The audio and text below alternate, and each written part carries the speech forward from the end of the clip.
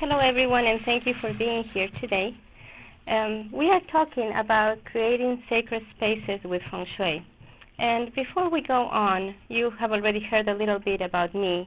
I would like to hear about you guys and what previous knowledge you have of Feng Shui, if you have read any books, or if any of you has had your home evaluated by a Feng Shui practitioner.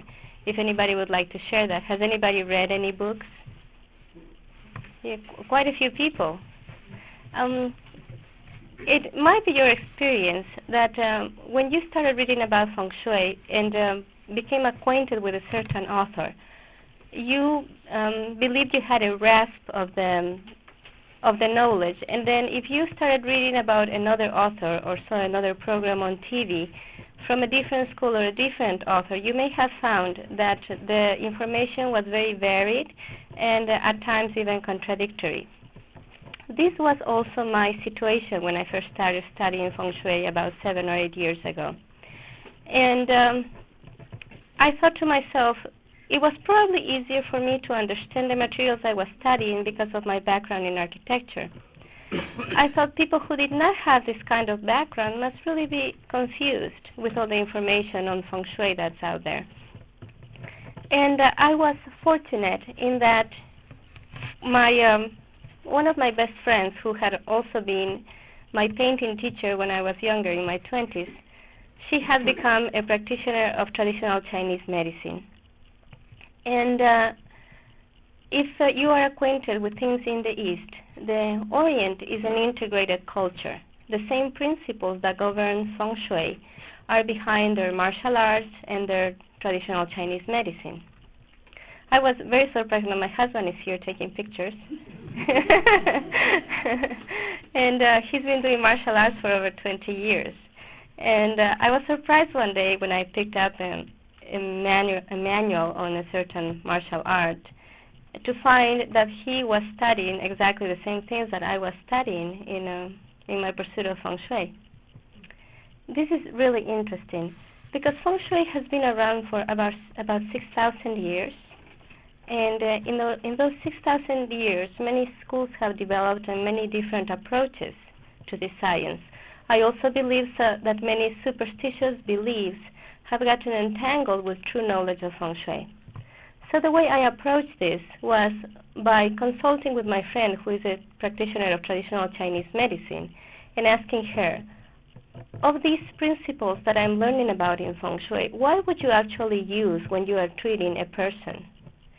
By the way, traditional Chinese medicine is about 70% acupuncture, and then about 20% herbology, and another 10% of other practices. And so we double-checked all the information that I had come across in my pursuit of Feng Shui against what she would actually use in the practice of traditional Chinese medicine, because my idea was this. My premise was the following. The only way I could find out or disentangle true Feng Shui knowledge from superstitious beliefs and just cultural coloring that had happened in the different countries where Feng Shui became popular was by contrasting it to what is actually used in Chinese medicine. Because you could argue for many, many years about what school of Feng Shui is better than another, or which school of Feng Shui is more accurate than the other. But when it comes to traditional Chinese medicine, the patient gets better, or what happens? It gets worse. You really can't argue with that. So that was our premise, and we started doing this work and experimenting and testing with the knowledge of Feng Shui. And I will talk to you later on about the 9 steps to Feng Shui system and how I developed it and came upon this wonderful, simple way of learning, teaching, and practicing Feng Shui. But right now, I want to concentrate on our theme for today. Can we turn on the lights now? Okay. And this is, I just got a new laptop, and this is my first presentation on it, so I apologize if I ever have to run to the computer over there. Creating sacred spaces with Feng Shui. First of all, why are we having a need to bring the sacred into the home or into the workplace? Why does this resonate with us? Why do we see in advertisements about a lecture on this topic and we feel moved to attend it? I believe that architecture in general in the last century has separated from things spiritual. There used to be a time, if you look, almost any time in the history of humankind, when you look at architecture, you will see that it was constantly linked to the spiritual beliefs of the time. Now, the architecture of the last century has also been closely linked to the spiritual beliefs of our time. Only the spiritual beliefs of the last century have been what? The mechanistic view of the world, the materialism. Some people even convincing themselves that there is no spirit. That I remember when I was going to the School of Architecture, we were taught that the function determines the form. And I'll show you later on some samples of what this has become in our architecture of today. If you look at homes that were built over 100 years ago, you find all sorts of details on their staircases, the wood carvings, even in the furniture. You find all sorts of details that link the home to natural life. In modern homes, that has been lost. Ever since we developed these huge chainsaws that allow us to cut things to a sharp corner, we have forgotten about the natural proportions of life. Let's get started by defining sacred. Anybody here has come across the Wikipedia on the internet? I think it's an awesome resource. So this is from Wikipedia. Sacred comes from Latin sacer, untouchable or holy. Objects, places, or concepts are believed by followers to be intimately connected with God or a divinity and are thus greatly revered. Now, reverence is the deep respect and veneration for some thing, place, or person regarded as having a sacred or exalted character. Now, the word sacred also sometimes is used in regard to things that are highly esteemed by secular institutions or individuals. Like, for example, you might say that your flag, your stars and stripes, are sacred to people in the United States. And this is from the Oxford Dictionary.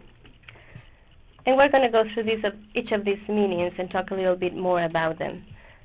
As an adjective, it defines what is connected with God or the gods or dedicated to a religious purpose and so deserving veneration. Religious rather than secular. Embodying the laws or doctrines of a religion, or regarded with great respect and reverence by a particular religion, group, or individual. Sacrosanct, which means regarded as too important or valuable to be interfered with, like the individual's right to work has been upheld as sacred. And there you can see the etymology of the term. But I want to talk to you right now about my experience of the sacred. The first time I heard the word sacred, I was 6 years old. Anybody here was raised a Catholic?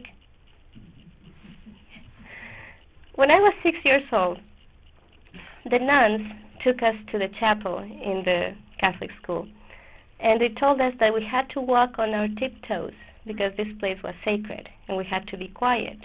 And I remember that very clearly. We took it very seriously, too. And they told us this was a sacred place because it was the house of God. I remember later on finding out that certain things were considered sacred by my parents, like my mother considered her jewels sacred. Therefore, we were supposed to not ever touch the drawer that had the jewelry, which became irresistible to us, right? And this picture is a little bit dark here. I come from Ecuador, and Ecuador is a country that is about 90% Catholic. But my grandmother decided to become Protestant, which was a big thing for a woman at her time. And she once took me to a Protestant gathering, to a service on a Sunday.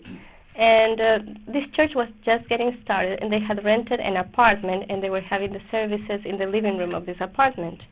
And my grandmother told me that this place was sacred while they were having the service because whenever 2 or more people gather in the name of Jesus, then the place becomes sacred.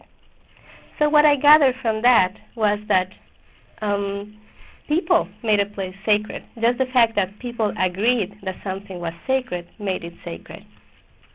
Now I'm going to share with you the most scary experience of the sacred that my husband and I have shared, along with some other friends. I have a picture here of Stonehenge, because I couldn't find a copyright-free picture of the true site that I'm going to talk about. Since I'm from Ecuador, the sun hits directly from above, right? And on the day of the equinoxes in March and September, it is true that you actually cannot see your shadow because at midday, because everything's underneath you. You get that, right? So there was a site very close to the equatorial line, which is a sacred temple area of the native South Americans that were there before the Spanish conquistadores came. So my husband, then my boyfriend, and some friends and I decided that we were going to go celebrate the equinox at this place called Cochasquí. And we left a little bit late, which showed a little bit of disrespect for the sacred right then and there. So when we got there, it was 11:30, scorching equatorial sun. So we told the guide that we wanted to have a Tai Chi session and at the sacred site called Cochasquí to celebrate the equinox. And he said it was fine with him, but first he had to give us the tour. He was really proud of his job and he had to give us the tour. So by the time he finished giving us the tour, it was 12:30. We had missed the equinox. And we said, well, it doesn't matter. We'll just go ahead and have our ceremony. What does half an hour have? What's the difference between half an hour or not? And so it has been scorching sun. It felt like we were in a desert. We hadn't taken any drinks. We had walked for over half an hour. And we came to this site, to this grassy area next to the pyramids, because this site has pyramids. And we decided we're going to have our session of Tai Chi. Scorching sun, no clouds in the sky, right? Now, we stand right next to each other, forming a circle. And what do you think happened? All of a sudden, there's clouds in the sky, and they start closing in around us. And then we said, our friend who was the Tai Chi teacher says, well, bend your knees and take a deep breath. And the clouds finish up just closing, and the sun is gone by this time. And then he says, well, lift your hands very slowly. And we start hearing the wind going through the forest nearby, and he's making these wailing, really strange sounds. But we still didn't listen. And then he starts guiding us through the next exercise, and next thing we know, thunder and terrible rain. It took us about 20 minutes of running to get back to the cars. Now, the first car left right away. We waited for a little while, but it was not. The rain was not stopping, so we decided we're just going to risk it. And we're 2 hours away from the place where we lived, which was Quito. All through the way back from this place to Quito, there were avalanches on the road. At several spots, the guys had to get out of the car and try to figure out which were the lightest boulders that they could move so the car could go meandering through the rocks and get past these points. By the way, meandering paths are very Feng Shui correct. So, finally, we make it to Quito, and we're all pale. And somebody said, well, that was a really strange coincidence, don't you think? So what I was left with from this experience was the feeling that you just don't mess with the sacred. The guy that guided us, he went back years later with a medicine woman, an Indian woman, and he asked for forgiveness, and he got married at the site. So after that, we could all exhale. Now, it is true that in Ecuador, there are sudden changes of weather all the time. It is true that this area often has avalanches. Well, maybe not often, maybe just 5-7 times a year. But the fact is that these were very strange coincidences. We had been to this place that had been revered as sacred, that many people for many generations had decided this place was sacred, and we sort of desecrated it, right? We went there without respect. So, let's remember, places have been defined as sacred because they are believed to house an energy that is considered divine. Other places are sacred because people have decided that something or some objects are very important to them and they don't want them touched. Remember that untouchable was part of the concept, right? Places are sacred because people have decided that while they get together to do something, that place is sacred. I think the Oasis Institute is probably a very good example of that. And places are sacred because they have been defined by cultures over years or centuries. Now, some people believe that these ancient cultures chose these sites because they already had a very powerful earth energy. And whether that is true or not, what we do know for a fact is that when people agree that a place is sacred, that place becomes sacred. So let's move on. This is my logo. Feng Shui for us, the art of space arrangement.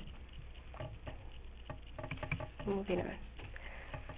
When I was telling you about my friend Dr. Kronfeld, who now lives in Uruguay, who is a practitioner of traditional Chinese medicine, she helped me understand concepts of Chinese culture that, in her own words, I probably would have had to read 30 books to learn less than what she was able to transmit to me through, actually a lot of hours of international phone calls.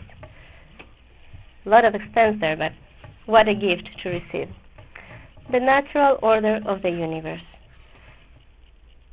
Chinese culture, which is about 6,000 years old, has, how do you say viada?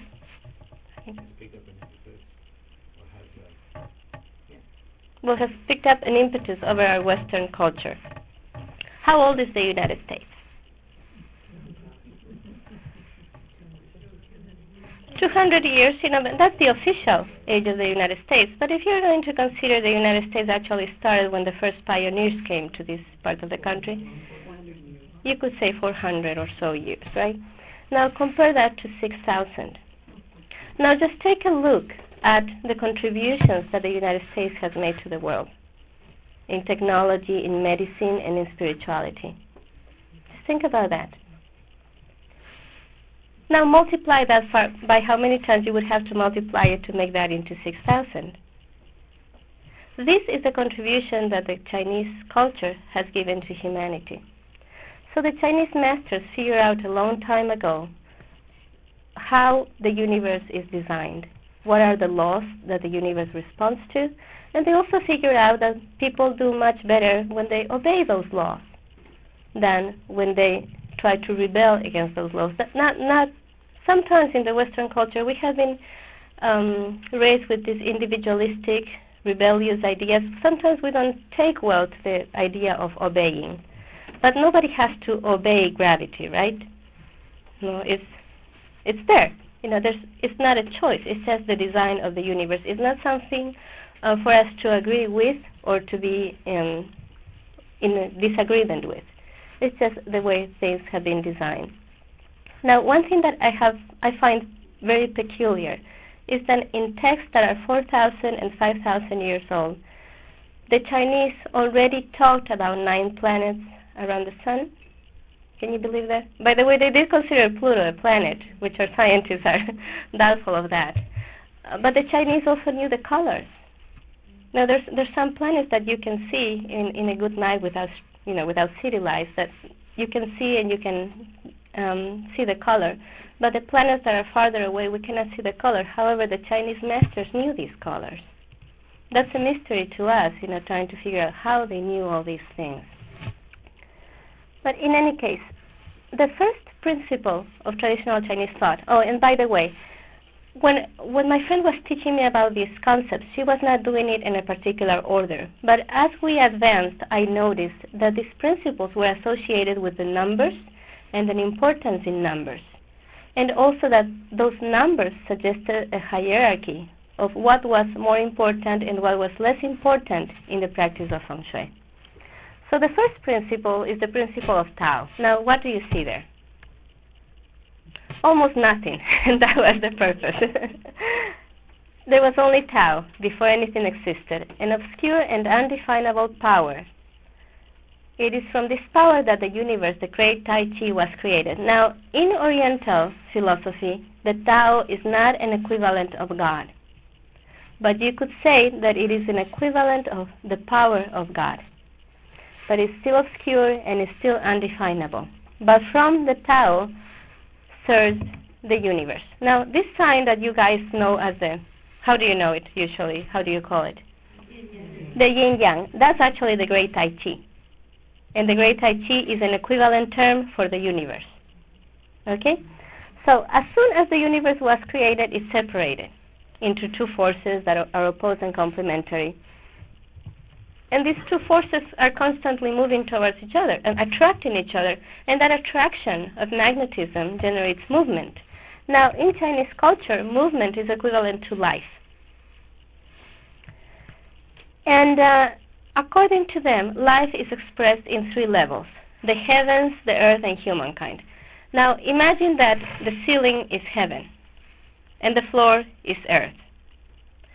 And we are people, are humankind, and we are supposed to be like trees that are connecting the ceiling and the floor, heaven and earth. Heaven is that which comes from Tao, that which is undefinable, the world of spirit, the world of ideas, the world of thoughts. Now, earth is the physical.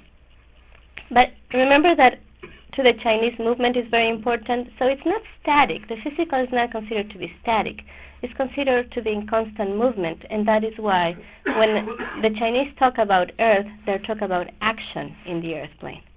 And people are in between, connecting heaven and earth, connecting the ideas and the reality in the physical universe.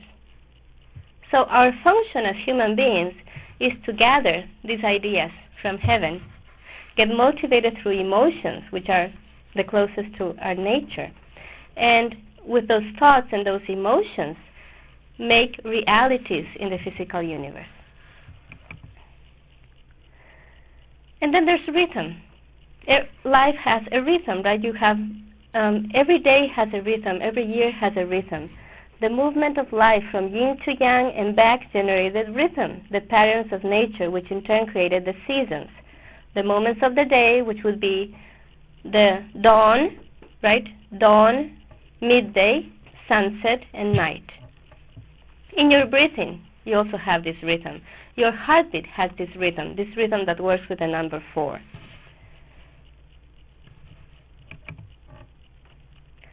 The rhythm of nature differentiated itself into 5 essences or relationships known as the 5 elements. These are complicated things, especially to go through them and jump from one to the other like we're doing right now. But the idea is that everything in nature can be classified into one of these 5 points. It's either water, wood, fire, earth, or metal. So just give me anything that you can think about in the world, and I will tell you where it fits. A shoe. Would this be a synthetic shoe, or it would be a leather shoe? A synthetic shoe would be part of the fire element. Anything that comes out of petroleum is part of the fire element. Anything else? A human is also part of the fire element. Humans and animals are part of the fire element. Classical music. Classical music, that's a very interesting question. Which musician, though? Which composer? Mozart. Mozart is earth. Bach is water. Beethoven is wood. Debussy. Fire. Why? And Why? because okay, we're getting deeper into this. Okay, the nature of water is to make everything wet, and then it goes down, right? Water doesn't ever go up unless something else is making it go up. So, when some kind of music like Gregorian chants is making you feel like relaxing and going down, that would be a water kind of music. But fire now crackles and goes where? Fire goes up. If you have a fire in the second floor, it's not the first floor that burns first, it's the third floor that burns first. So if you have some kind of music that makes you feel like crackling and going up, like salsa, Latin music, then that would be fire music. Now, wood always grows. It can grow straight or it can grow crooked. And the earth is just there, receiving the seeds and yielding. Now, metal bends and obeys. According to Feng Shui, of these 5 elements, the one that is most connected with the sacred is metal. And metal bends and obeys. And haven't you been told in every single religion that all you have to do is ask and you shall receive? But we don't believe it, right? Now, if while we are saying our prayers we connect to the energy of metal, it might be easier to believe that this is possible. Now, let's move on. Any questions about the 5 elements? Okay. From difference, remember that there was this differentiation into 5 substances that are the 5 elements, and from this difference comes the need for communication. And this was expressed in the 6 true words. Has anybody heard of these true words before? Raise your hand if you have heard about the Om. Okay. Raise your hand if you can chant the... Very good. Can anybody chant all of them?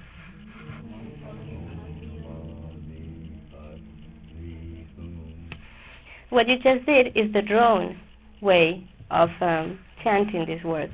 But they also have musical notes associated with them. And if I were a little bit better singer, I would sing them for you. But I won't go that far today.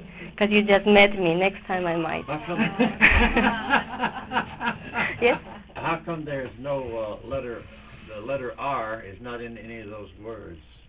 I don't know. It must not be very harmonizing. What the 6 true words are supposed to do is to transmute the 6 vices into the 6 virtues. Now, what the 6 vices are and what the 6 virtues are, that changes from tradition to tradition. But usually the vices can be related to them, what in Catholicism we know as the capital sins. And the virtues would be the positive counterparts of that. Communication, whenever people communicate, there's a risk that you're going to have arguments. And when they're having arguments, there's a need for healing. And healing is always related to history. Now, the colors of the rainbow have the correspondence in the human body, right? Can anybody tell me where? In the chakras, the energy centers that go along the spine, and that each resonate with each of these colors. It is very interesting that in our Western culture, we have something known as the 7 healing rays. And there's supposed to be an archangel in charge of each of these rays and healing powers. In traditional Chinese medicine, this is known as the 7 is known as the number for healing.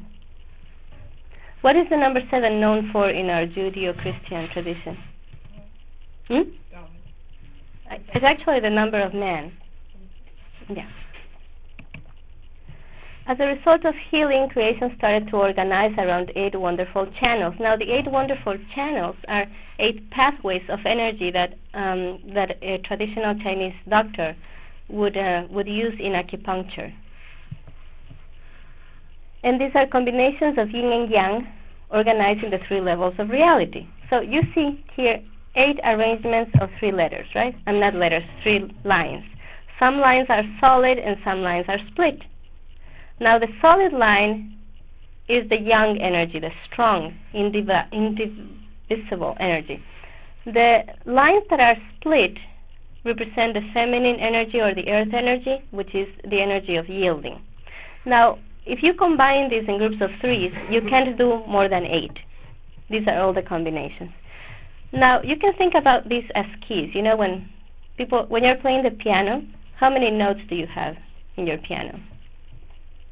81. You have 81 keys, right? But how many notes are there in our musical system?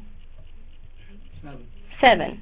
Yeah. Now imagine that this is a piano that instead of having 7 notes has 8 notes, and that instead of reproducing this 81 times, that you reproduce it by 8, so it's 64 keys. Now, if anybody here plays the piano? Nope, or a keyboard or so-so. Well, let's think about a person you know that plays the piano very well. If you give them piano music that was composed in the 1600s, can this person play it? Yeah. If somebody traveled to the future and brought some music that was written, in a way that can be understood by us, in the year 2300, could that person play it? Yes. So, is it fair to say that a piano contains potentially all the music that has ever been composed, is being composed, and will be composed? You could say that, right? The same thing, this arrangement, when you multiply these 8 keys by 8, you have what is called the I Ching, or the Book of Changes, which is the Chinese oracle. So the Chinese oracle, imagine that it is a mystical piano that holds all the melodies of human life that can be accessed throughout the understanding of 8 phenomena of nature, which are represented each by one of these keys. For example, the energy of heaven, the earth, fire, water, mountain, lake, the wind, and I'm missing one, thunder. Okay? Now, the life aspirations needed an order by which to move and a center around which to revolve. This was found in the magic square. This square is magic because no matter which way you add the numbers, you get 15. 4 plus 9? 13. Plus 2? 15. 4 plus 5? Plus 6? 15. Whichever way you add them, it adds up to 15. Now, the Chinese claim that they came up with this magic square.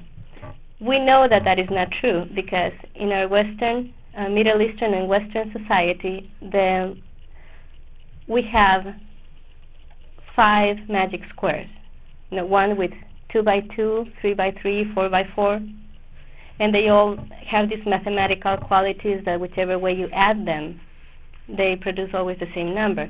Now, this 3 by 3 square is associated with Saturn, which in our Western astrology is associated with the energy of the earth. So we believe that the Chinese actually got this from our side. But of course, there's no way to prove it one way or the other. But if you can keep in your mind, you have your handouts, right? There's also a chart on the inside, on the right. There's a chart of the life areas.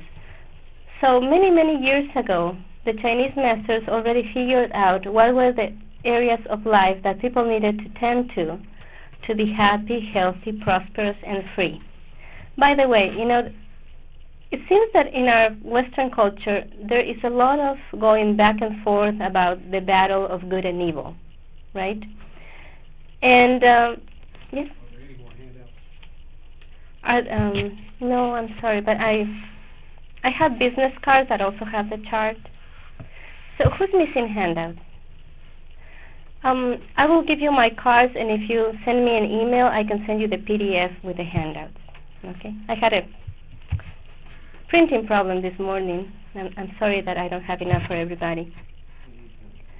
But, okay. So as I was saying, they already figured out that people needed to tend to these areas for happiness and for a prosperous life. And I was telling you about this idea of good and evil and the battle between good and evil, right? How the Chinese defined good and evil, or health versus disease, is whether it makes you free. If it leads you towards freedom, then it's good. If it leads you towards slavery, then it's bad. If it leads you towards freedom, then it's healthy. If it leads you towards lack of freedom or loss of freedom, then it's not healthy. Now, if you think about our current official medical system, many times choices done within that system tend to take you away from freedom. For example, you start having blood pressure problems and they put you on a pill, and what is that pill going to do? Produce secondary effects that will require other pills. And once you start taking this kind of medication, it is likely that you will continue to be prescribed this medication for the rest of your life. Is that true, or am I inventing something here? It's true. It's true, right? So according to Chinese ancient knowledge, this would not be the way to health because it is not producing freedom. The way to health would be removing the obstacles in your body, in your system, that are preventing your own life force from producing health, because your life force is constantly trying to produce health in your organism. So if you're suffering from any chronic condition, it means something is blocking your life force, your energy of life, from doing that. Okay, so the Chinese say, first, luck; second, destiny; third, Feng Shui; fourth, virtues; and fifth, education. That is the order of importance, according to the Chinese. Now, when we think about luck in our culture, we think about chance, right? In Oriental terms, the term luck refers more to what you attract or do not attract, depending on how your internal energy is vibrating. Okay, they're called the Lucky Six. Has anybody heard about the Lucky Six in 9/11? 6 firefighters, they were on floor 23 or 24 when the first tower collapsed, and they were told to leave the second tower. They got to the fourth floor, and they were carrying a handicapped woman, 2 of them. And the building collapsed around them, and they all survived with minor bruises. Now, that is luck in the Chinese sense.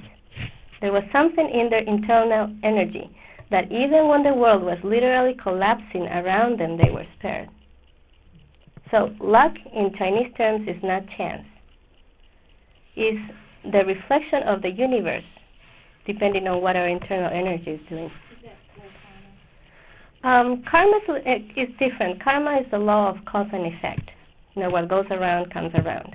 But luck is a state. How we all have an electromagnetic field, right? If our electromagnetic field is strong and we're feeling happy and centered, we tend to be luckier than when we are off-center, when we're depleted or feeling depressed. It's more related to that. Now, destiny. Now, this was a very hard one for me because being brought up in the Western Hemisphere, I would relate destiny with fate, and that seemed to me that it was disempowering and contrary to the idea of free will. However, there is destiny in some part of destiny in the conditions in which you were born. Now, just the fact that you were born in the United States would tend to direct your life in a certain direction, as opposed to being born a pygmy in New Guinea, right? The fact that I was born to not even reach 5 foot tall determined my destiny in that I could not be a basketball star, right? So many of the things related to our destiny were just marked by the circumstances of our birth, and sometimes not completely defined. Now, a practitioner of traditional Chinese medicine will tell you right out, that they can do anything for a patient, but if it was the patient's destiny to die that day, the patient will die, even when administered the proper treatment. Third, Feng Shui. The individual produces effects in the environment, and the environment produces effects in the individual. The Feng Shui means wind and water, which are the forces that shape the world. We'll talk a little bit more about that later. But in any case, the idea that your relationship with the environment comes third, after luck, after your inner condition, and destiny, the circumstances of your birth, comes Feng Shui. What you are doing to the environment and what the environment is doing to you. It is very important. Fourth, virtues. I think most schools of thought, or most healthy schools of thought, have realized that when a person behaves according to their own sense of ethics, they seem to have a sense of protection. And when that person starts behaving, doing things that are against their own sense of ethics, they all of a sudden become more accident prone, right? So ethics, integrity protects you. and then education. Next. Education in the East is always linked to art, living your life as an art form, and learning everything. In learning everything, enjoying the process as much as the goal.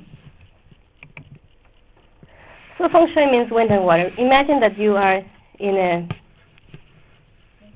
a sailboat in the middle of the ocean. That's your life. So, if you do not know how to operate those sails, where are you going to end? In the water. Wherever the water takes you, wherever the wind takes you, right? Or in the water, that'd be even worse. On the rocks of despair. On the rocks of despair, okay. So Feng Shui is an incredible blessing in that it shows you, hey, this environment that we live in has an order, and this is what the order is, and this is how you operate it, so that you can get where you want to go even when the wind is blowing in the opposite direction. That is the wonderful blessing of Feng Shui. Now, Feng Shui is the oldest branch of Feng Shui, which is form school, is based on this organization of space. This is a good Feng Shui site, and I'm going to go over it so you can understand it. Now, this applies to choosing a site where to start a farm or to build a house in the country. It also applies to choosing a site for a good business in the city. It applies to the layout of a bedroom. It applies to the layout of an office, and even to the way you arrange the things on your desk. If you understand this, you understand about 80% of Feng Shui. Now, Feng Shui was originated in China, which is in the northern hemisphere, about the same latitude as the United States, right? So similar weather conditions, but very different geography. Where does the sun hit from in the northern hemisphere? The south, right? But first of all, in order to survive, you have to be close to water. Does anybody disagree with that? No, right? We cannot be 3 days without clean water, we perish. So we have to be close to water, and that's what the number 1 is showing here, okay? Then you don't want to be so close to the water that you get flooded, or things get carried away by the water. So you need some elevation and some distance from the water. Third is you want a flat plot of terrain where to build your house. It's a lot easier to build a house on a flat plot than it is to, you probably know very well that, living in a hilly area. Number 4 is you need some spacious backyard.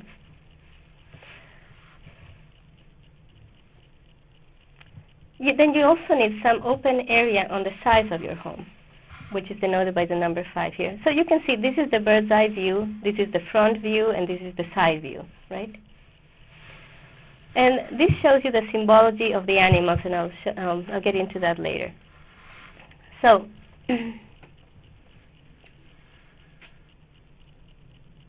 what was the number 6 there for?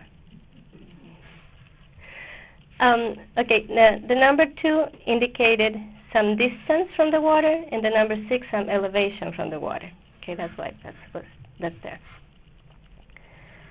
Now, you would also want your backyard to be flat for a little while, and then slowly start to go up. In the back, you want a hill or a mountain to protect you from the horrid Chinese northern winds. Okay.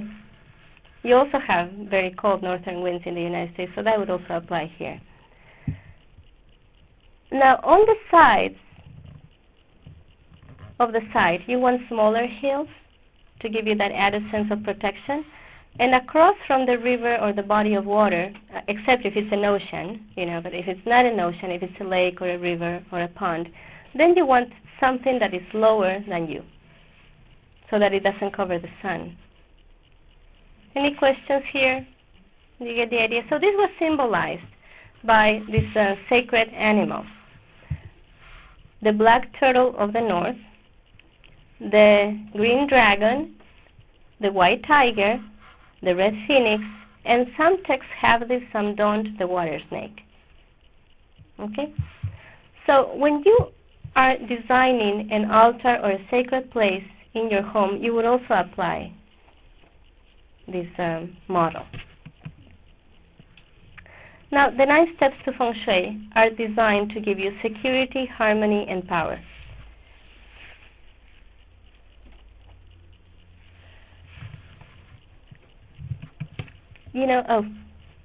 Shouldn't have done that.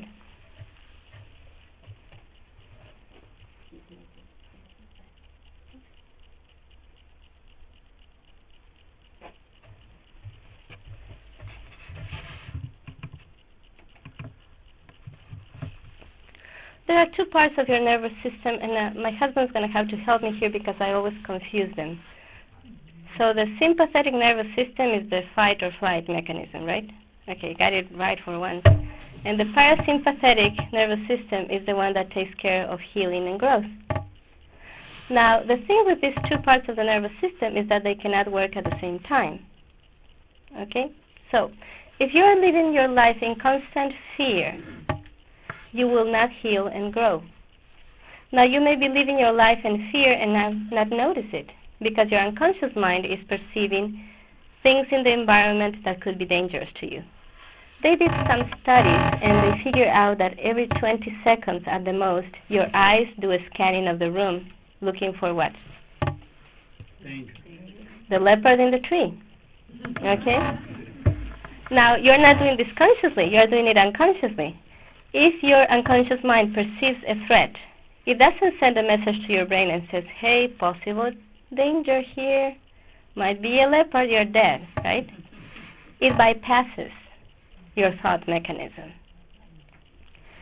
So you might be living in fear in your home and not even realizing it if there are features in your home that make your unconscious mind recognize them as potential sources of danger. One of the most common ones I find is an opening to the basement without a door. Now, you know that right now you're sitting in the dining room having breakfast. Your unconscious mind, however, over the corner of your eye, has detected there's a potential cause for falls down the steps. That is going to trigger the part of your nervous system that promotes the fight or flight mechanism. Do you get the idea of how this works? So the first step in my Feng Shui system is giving you security in your own home by controlling anything in the home that might give you the message that you could be in any kind of danger. And remember, this is not something that you understand consciously. This is something your unconscious mind has been wired to do. So certain features in the home can be really pernicious because you would never consciously identify them as a source of danger, but your unconscious mind does. For example, visible beams. Now, you know the architect put those there to hold the house together, right? Now, your unconscious mind does not agree. Your unconscious mind believes that's a tree that is in the act of falling on your head right now. So after security has been achieved, and we do that in the first 3 steps of my Feng Shui system that you have in your handout after you open the first page. The first 3 steps are geared to giving you security in your own home. The next 3 steps are geared to giving you harmony, an increased sense of harmony, getting along well with the home, with your family members, with your pets, with your plants. Here is where we take care of coordinating color, shapes, and materials, for example. Here's where we take a look at, okay, what is the home saying about you? You know that I know there's trouble when I go to the home of a successful professional couple. And if nobody told me who slept in that master bedroom, I would say it's a bachelor with vices. Okay? There's trouble in that marriage because that bedroom is not telling the truth. Or if I go to the home of a successful career woman and it looks like a college dorm bedroom, I know there are self-esteem issues there. Because the home is being unable to tell the truth about the life of this person. So you can also use the home not just to tell the truth about what is, but to start showing the truth about those things you want to achieve. Making your home tell the story you want to be told about your life can help you attain those goals. Like making your bed. Huh? Person makes their bed or they don't. Well, making the bed, coming from my culture, when you wanted to speak ill of a woman, you would not say bless your heart like you do here in the South. You would say, all I got to tell you is she doesn't even make the bed. I don't have to add anything to that. It's a big, big sin in my culture. Okay, but just coming back to Feng Shui. A lazy woman. All these kinds of things you read from an unmade bed. You read that the person might be depressed, that they might be too tired, that may be fatigued, may have low self-esteem, might be lazy. Now, in Chinese medicine, laziness, all it is a deficiency of the wood element, which would mean a deficiency in the liver, the gallbladder, the muscles, and the eyesight. So even the vices in Chinese medicine are addressed as disharmonies in the person, not with a blaming attitude, but with, okay, what is going on here? What is weak here? How can we strengthen it? What is hyper, and how can we calm it down? Okay? So after we have done this increasing harmony, the communication between you and your home and the members of your home, then we take care of power, which is putting you back in control of your own home. Here's where decluttering comes in. Here's where the life areas, enhancing the life areas comes in, and here's where furniture placement comes in. Now, if you have read any other text of Feng Shui, you will see that these three steps are all they focus on: decluttering, life areas, and furniture placement. Now, in my system, this is about 15% of your Feng Shui. You can do life areas, you can become an expert in life areas and make all sorts of enhancements in your homes to promote relationships. But if you don't feel safe in your home, that will not create permanent changes. So there it is. And I have done some calculations here. And of course, these things are not rigid and static in life. They just are approximations. After you have taken care of the first three steps in your Feng Shui, you have taken care of over 50% of the needs of your home. Then the next three steps would be about 33%, and the next about 15%. And you have this chart on your handouts, and as I said, those of you that don't have it, please send me an email and I will send you the PDF. Here you have the principles of traditional Chinese medicine, going from the bottom up, which is the way you build things in the real world. And here you have the keywords. And each of these keywords suggests something to do in the home. So I'm just going to go over this very quickly because it's not the subject of our talk today. But first, you want to make sure your floor plan is complete. Second is you want to balance extremes. Anything that's too much or too little. This room is too little. The ceilings are too high. The hallway is too narrow. You have to control that. Achieving a healthy circulation of the life force. To attract good energy, slow down bad energy or disperse it, and stir up stagnated energy. Remember in Star Wars, Luke followed the Force? That's the life force, right? 4, tune in to nature. Be aware of the holidays. And don't put down your Christmas tree in March. You know what I mean? Or, some people keep their Christmas lights all year long, and they say, well, I want to feel like all year is like Christmas. Well, the truth is, all year is not Christmas. And Christmas lights in the summer will not let you connect to the energy of the summer. Coordinating color, shapes, and materials, that's number 5. Number 6, using the right symbols for your own belief system and understanding the language of the home. Number 7, maintenance and decluttering, clearing of energies. Number 8, life areas. Number 9, furniture placement. Now, before I met one of my best friends in the Midwest, I thought that you had to start Feng Shui by decluttering. And after I met her and I found out that whenever I visited, I never wanted to leave her home and she had clutter, I thought, there's something here that I'm not seeing. And it's not just that she's an excellent cook and she always had food being produced. It's not just that. And that's when I realized, because I used to put the importance of decluttering right here, even 0. You have to declutter before you do your Feng Shui. Then I realized it's not that, Controlling clutter is about empowerment, being able to be in control of your home instead of being, thrown out of control by your home. So unless you feel safe in your home and have achieved a sense of harmony, all attempts to declutter are going to bring you right back where you were before. You could even hire somebody to come and declutter, and because you have not changed the habits and because you don't feel safe in your own home, then you will not keep it up. So Feng Shui can help put the sacred back into the home, and we'll see how. First of all, why? Why should you want to have the sacred back into the home? Any ideas?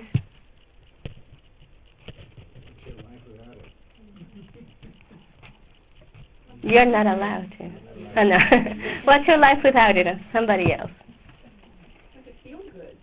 Be connected to source life. Very good. Any other ideas? First things first. First things first, the thing is, we are spiritual beings having a human experience right now. If we deny the sacred, we are denying ourselves, we are denying our true nature. But now, the sacred has a good place in certain locations in the home, and it's not welcome in other locations in the home. And some people have complained about it, but when I tell you more about it, it will become clear. Here we have the 5 elements again. Remember we have said there, water, wood, fire, earth, and metal. Remember that the elements are essences. One way to put the sacred back into the home is to understand that your home is part of the earth. Just like you are a spiritual being, but you are right now in a body that is physical and that needs action. So what actions I recommend you take to bring the sacred back into your home? We're going to do it element by element, okay? So I put them here to the side, water, wood, fire, earth, and metal. Oops. Go back.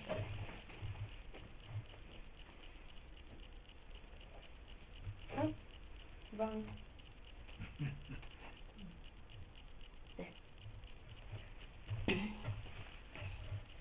Take this challenge. Have the water that leaves your home be cleaner than when it arrived at your home. And you're going to say, well, I use water to clean stuff.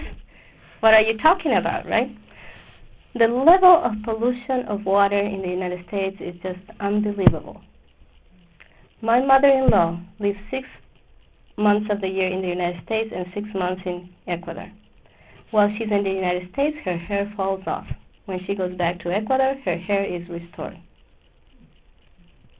And our natural doctor in Ecuador, who treats a lot of people who have migrated from Ecuador to the United States, tell us this is a common complaint.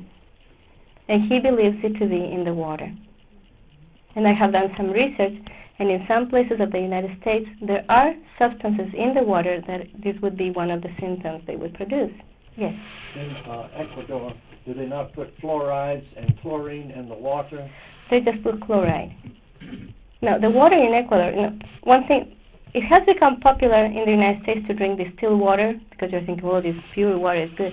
We were not designed to drink distilled water. We were designed to drink water with trace minerals that are important to our health. In Ecuador, you take the water. If you just drink it, you're probably going to get sick. So you boil it for 20 minutes. When you boil it, you get rid of microorganisms and you get rid of the chlorine. And after that is wonderful water. Now what happens in the United States is that so much has been dumped into the water and so much has been dumped into the soil that the water is arriving at your home with chemical pollution. Now it goes to the plant and then they add things to the water on the plant trying to improve it. Now fluoride is a poison, but we put it in our water, right? So in the United States, you have to filter the water. Just by filtering the water that comes into your home, you are in some way having the water that leaves your house be cleaner than when it came in. I would recommend that you add drops of trace minerals to your drinking water, though. And you also probably are all familiar with the word of Masaru Emoto. What's his? Yeah. The Japanese guy that did experiments where he was charging. First, he took water from different sites in the world and then froze it and checked the crystals. And the water that was clean and had a good vibration formed some beautiful six-sided crystals like snowflakes. And the water that was polluted was shapeless in their crystals. So How about doing that to the water that comes into your home? How about just blessing your pipes? How about blessing all the water that comes into your home? And also, how about using cleaning products that are biodegradable and that are not going to hurt the environment? I have tried to do this over the years, and my husband here is a witness. every so many years, I would buy these products that were supposed to do this, to be good for cleaning and good for the environment, and they ended up in a shelf because they didn't do their work or the smell was too strong. Like Castile soap is a wonderful cleaner, but it just has such a strong smell. But lately, we have found a company that produces cleaning products that are, in the long run, are cheaper. They do a better work of cleaning and are biodegradable. So if you can do that, what have you got to lose? If it's cheaper, that's a better job, and it's better for you in the environment. There's no way to lose. We have reached the point now in the United States where this can be done. Because before it was choose, have a clean house or take care of the environment. So it's in this sense that I'm saying, have the water leave your home be less chemically charged than the water that came in your home. The water that leaves your home be better than the water that came into your home. And also bless your water. Bless your water. Bless the pipes through which your water is circulating. Going to wood, Buy real wood rather than particle board furniture. Why do you think this is sound advice, or why do you think it's not sound advice? And if you want to argue with me, you're welcome. Why is it better to buy furniture made from real wood than particle board? You don't have all the off-gassing chemicals. That's the main reason. There's a lot of fumes that are coming out of particle board that are bad for us. Okay, but then you're thinking, well, if I buy particle board, that's recycled wood, it's better for the trees. Not always, because particle board is coming popular between environmentalists. Some companies are taking real wood, and chipping it to make particle board. And so buy real wood because it has a better vibration, it has better energy for your home, it's going to be better for you. But take responsibility, try to figure out how much wood are you consuming and donate to organizations that plant trees. It's really easy. You go online and say donate a tree, and or donate to organizations that plant trees, and you get a lot of links with that. But if you can, go plant trees yourself. I wanted to do that, but I didn't have time to do it. Trying to figure out in a 1,200 square house how many trees were cut down to build that. Well, that's your responsibility. You owe that to the environment. If you own a house, you owe that. So do the responsible thing and plant the trees or donate to people who will plant the trees. Regarding fire, limit the use of petroleum-derived products. Now, petroleum-derived products are everywhere now, right? But whenever you can, if you can wear clothes with natural fibers, if you can use shampoos that do not have petroleum in them, make those choices. Do not encourage the people who are profiting from the production of petroleum.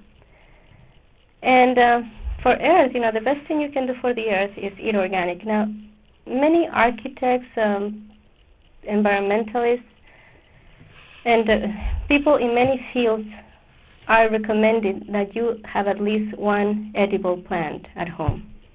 Even if it's one tomato plant in a pot, or one herb in a pot, just something that you can consume that you are growing, helps you connect to the gratitude, the feeling of gratitude towards the generosity and the abundance of the earth.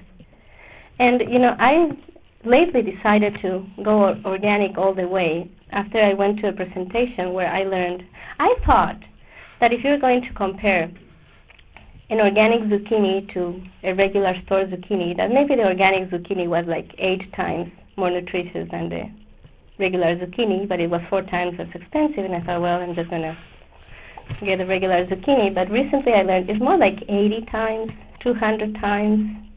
Tomatoes, an organic tomato is 1,000 times more nutritious than a store-bought tomato, a regular store-bought tomato. So it is really worth it. You are really getting more than your money's worth when you eat organic. And then finally, for metal, recycle glass and metals. This is even more important than recycling paper because paper is biodegradable, right? But just think about all the work, the effort, and tragic human history that is associated or has been associated throughout time with the extraction of metals. So do your part, but not just throwing that to the garbage. All the mining, the mining and people, even children working in subhuman conditions, going down into the earth, extracting that. There's a lot of environmental moral damage and human moral damage that has been done through mining. So part of your taking responsibility through life is deciding, okay, whatever I can recycle, I'm going to recycle, but especially metals because of this charge. Does that explain it? So, if you take a look at all the places that are considered or have been considered sacred around the world, these are the characteristics that most commonly pop up. One of them is hidden. They're not easily or hard to reach or protected. Now, probably the best example of that is Machu Picchu. You have to go climb the Andes Mountains to get to the sacred place. But all the places have been somehow elevated, either because you went up to a mountain, to the sacred place, or something was built, like the pyramids. So this idea of elevation, of height, seems to be intrinsically connected with our idea of sacred places. And all sacred places have been, people that care for them have been trying to make them more beautiful, to add beauty to that. Now they say beauty is in the eye of the beholder, right?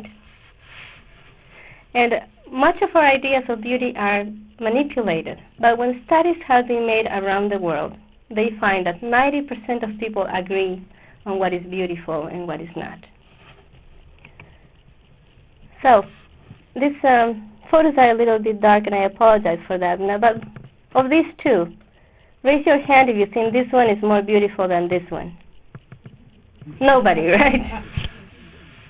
Now, everybody agrees that kittens are cute, right? But which of these two, the left or the right, would you say is prettier? Okay, raise your hand if you say left. Now put your hands down. Raise your hand if you say right. Still, the majority of people said the left, and they're both cute, right? But this one is sort of asymmetrical. There's something odd about it. So most people would agree that this one is prettier. Now that's a picture of Alcatraz, and probably the water and the sky saves the picture, but really if you would take a look at this, oh my goodness, sorry again. If you would take a look at the structure, again the other way. And we'll do it. Thought?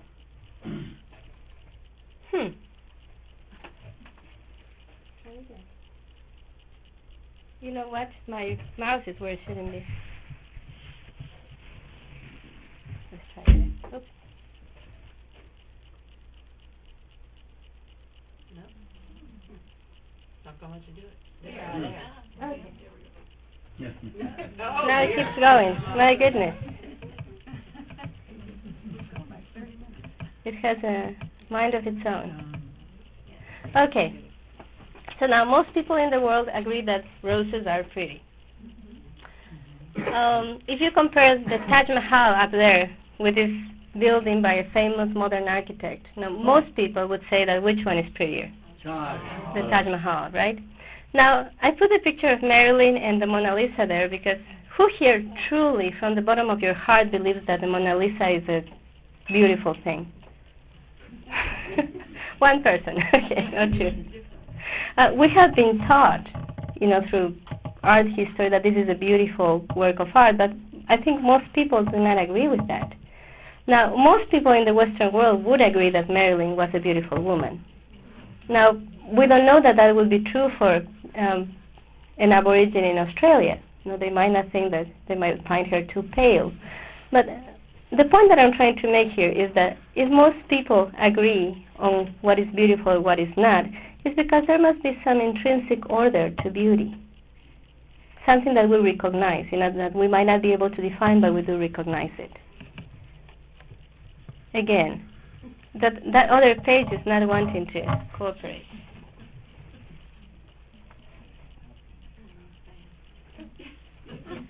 Okay, I guess, Spirit wants me to talk about the power position. Right. The power position, you know what the first question is? Whatever I lecture on, like I've given this lecture before in different sites, and when I open for questions, you know what the first question is? How can I arrange my bedroom to attract a partner? Whatever the subject, that comes up. So here it is. Somebody must have been wanting to hear this today. In Feng Shui, we talk about something that's called the power position. So here on top you see the power position, and underneath you see the disempowering position. The power position is when you have a solid wall, a protection at your back that represents that big turtle in the image I showed you before. And you are able to see the door, but you're not in the path of the door. So if somebody comes in running, they're not going to trip on the bed. Okay? And the same thing with a desk. Like you sit at your desk so that you are able to see the door, but you're not in the path of the door. And ideally you have a solid wall, not a window behind your back. Okay. Now, this is true for all areas of the home you want to achieve the power position. Now, say in a dining room where it's not possible for everybody to have the power position, you want to give the head of household, the wife, of course, the power position. Now, the head of household or the two heads of household, okay? Now, there's two circumstances where you don't want the power position, only two. One of them is the bathroom. Because if you're in the power position, anybody opens that door, they're going to see you. In the bathroom, the toilet has to be in a position that is not directly seen from the door. So that's the one exception. And the other exception is sacred places. Now you see here, these two people are in the vulnerable position, right? This chair is in the vulnerable position because this person cannot see the door. So part of their attention is constantly trying to guess what's happening behind them by the smells and sounds of the world. Same thing with this person at the bed. So the cure for that is placing a mirror, see? You put a mirror here, then you are able to see the door. That's the cure. Now, when you are creating an altar or a praying place, you give the power position to whatever is the icon or the symbol of your faith. And you give yourself the vulnerable position. People in all the world do that. You see, like here the Buddha statue is in the power position, and the person is in the vulnerable position. Now, this is, I believe that this is probably related to the idea of quieting the ego, the individuality, and being able to connect to source and receive clear guidance. But for you to be able to do that, it is even more important to have that safety, that security under control. And there was a page that the universe didn't let us see today, and maybe we'll go back to that. It is also important to make sure that your place remains sacred, that you do a periodic clearing of the energies. Now, this is a pattern that comes to us from Tibetan Buddhism, and it's a pattern that is also related to the healing race, by which you make 7 lines when walking. If you look at the page where you have your maps of the life areas, do they have numbers in them?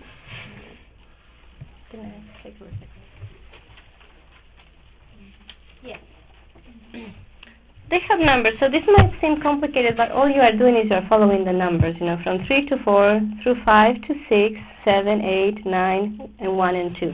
You're following the numbers, it's just you're starting with 3 instead of starting with 1.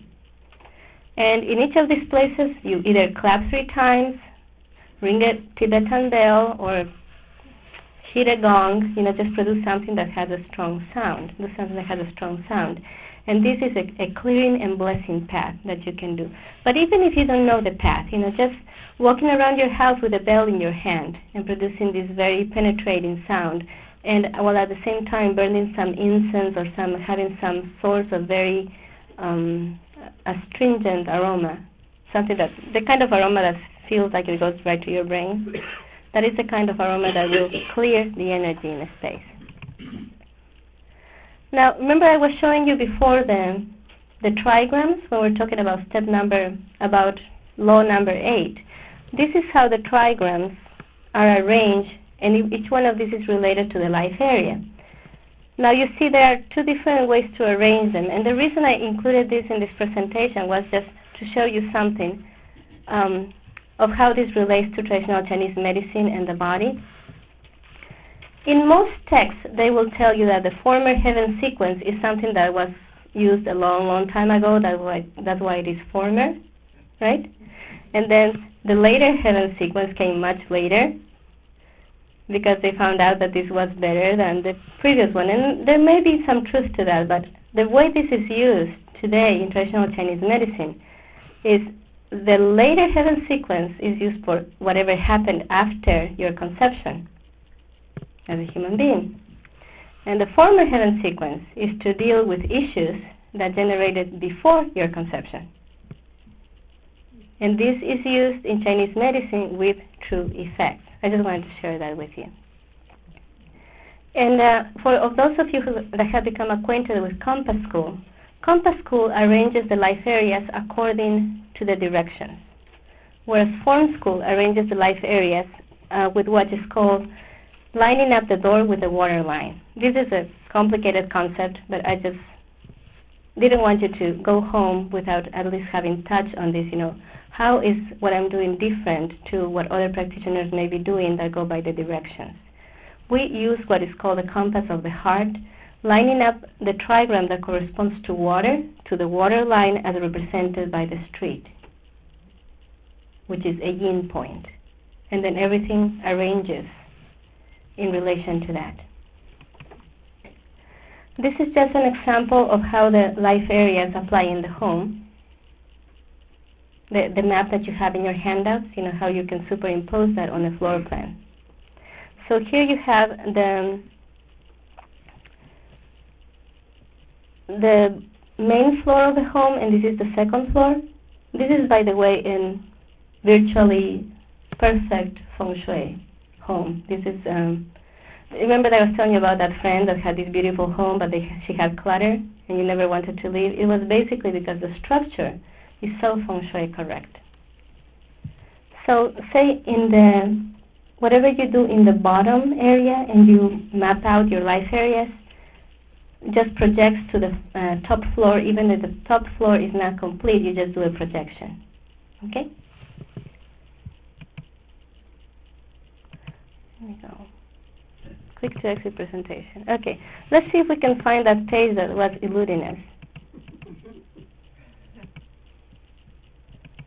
I guess Spirit wanted me to talk about this last. So just leave it there. Okay. So, ways to bring the sacred back into the home. One way to do that is by relating to the 5 elements. Remember the water challenge, the tree challenge, paying back for the trees you're using. The idea of limiting the use of synthetic products, eating more organic, and recycling metals. So one way that you can bring the sacred back into the home is by relating to the sacredness of the earth and being good stewards of the earth. You also bring the sacred back into the home by having some place in the home where you can do the following. Have a place for solitude and reflection. And solitude it has a positive connotation as opposed to loneliness that has a negative connotation. But do you have any place at home where you can go and sit and relax and not be bugged? And when we lived in Mississippi, one of our neighbors said, "A man's got to have his shed." So do you have that for yourself? Is there a chair? Is there a corner? Is there a room? Is there a swing in the back porch? Is there anywhere you can go to experience this solitude? Because it is in solitude and quiet in the mind that you get that connection with the source. A place to pray. Now, this is very connected to what is your belief system. If you were a Catholic, you would probably want a reclinatory, right? Are you familiar with those? These like little steps where you can kneel and then put your like a mini bench, a mini praying bench. If you were Muslim, it might be a mat on the floor where you can pray. Now, if you have sort of arrived at a personal or family concept of the universe and God and who you are and how you pray, then you will have to come up with something. But remember what we had seen before is that you need to give yourself the vulnerable position and give whatever it is the symbol of what you respect or venerate or consider sacred, give that the power position. A place to hold our prayers. Now, do you mind, honey, if I share the 99 miles an hour story? My husband, when we first moved to Iowa, got a Ford Probe, and the speedometer went up to 140. And he thought it was such a shame that he would never get to experience all the power of his car. So one day he decided to at least reach 100 miles an hour on the highway, and he got to 99 when he saw the cop. Now the speed limit here was 65 miles an hour, so he was way over 20 miles an hour, which meant he was going to lose his license. He didn't know this. He just went to the courthouse and he was going to pay when somebody told him, hey, don't pay. You have to go to court on this one because otherwise you're going to lose your license for 6 months automatically. So we lived in a mobile home while he was going to chiropractic school. And we had a corner in our dining and kitchen area that was sort of hidden. So up high, we had put a couple of eagle feathers that had been collected by a healer friend of ours in Alaska. And we had held them with one of those 3M hooks. And that was our sacred place. It was hidden, it was elevated, and it had a symbol of something that we consider sacred, which is nature. And, which the Native Americans have considered sacred for many, many years, the eagle feathers. And so we took his citation and put it caught in between the feathers. The next day, his lawyer went to a luncheon, and they happened to sit him right next to the district attorney. So he discussed with her the situation of this student who had and what had happened. So she agreed to lower the infraction to 85 miles an hour, so he would just pay the penalty but not lose the license. And that was a tremendous blessing. So after that, we started using that, and whenever there was something that we really truly wanted in our heart, we prayed for it once, and then we put a symbol of it in our sacred place. And we had wonderful stories. This is probably the more significant, but there's just unbelievable stories, unbelievable results from us writing down or placing a symbol of our prayers and putting it in a place in our home that we had designated as sacred. So I invite you to do that. And it can be as simple as if you have a sacred book in your house, write a prayer note and put it inside the pages of your sacred book. But try to give that book a sacred place too, like high up in a shelf. Not where it's unreachable, where you can still reach, but, if you put it under your shoes, on the nightstand, it's probably not going to do it. You have to put it, give it a place of respect. And I invite you to create an altar in your home, and in this altar, put the things. And I imagine if you are coming to Oasis Institute, it's because your mind has been opened in a way that the religion of your childhood could not contain. So it is very likely that now you have ideas about religion and spirituality that transcend what you were taught as a child.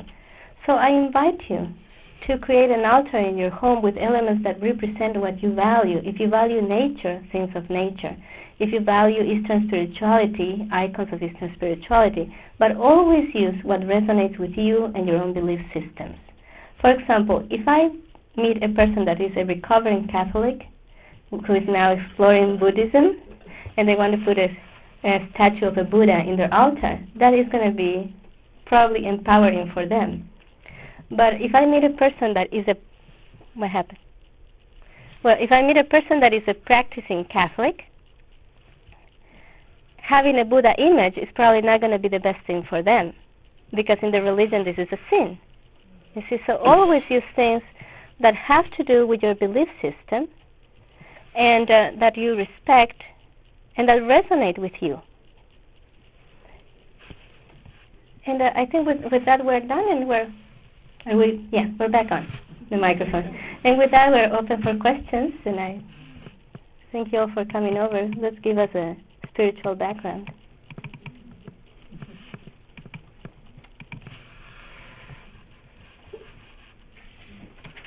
So, any questions, or would you like to learn more about my book or my system? Yeah. What does it mean when you have a dirty house?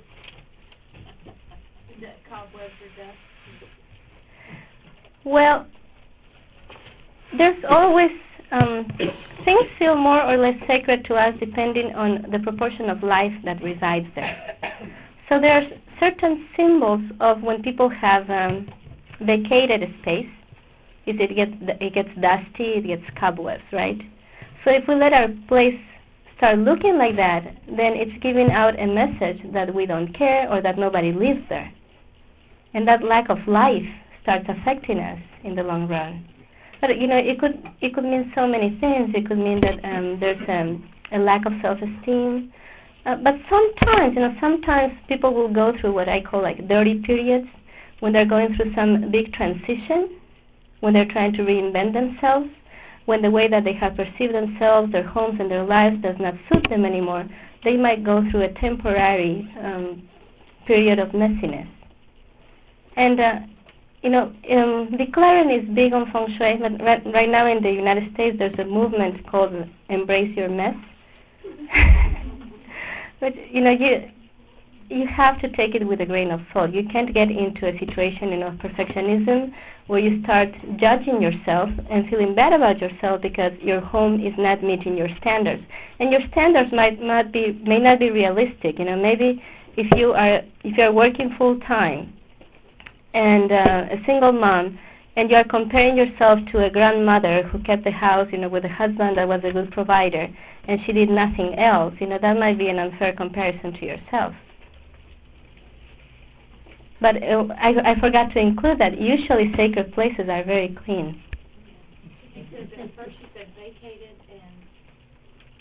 and uncared for. Your house has to look like somebody lives there. Yeah, go ahead. Do you live here in yeah, we moved here about 8 months ago. We live in halls. Do you do consultations? I do consultations. I do home and business consultations. I also have certification programs available.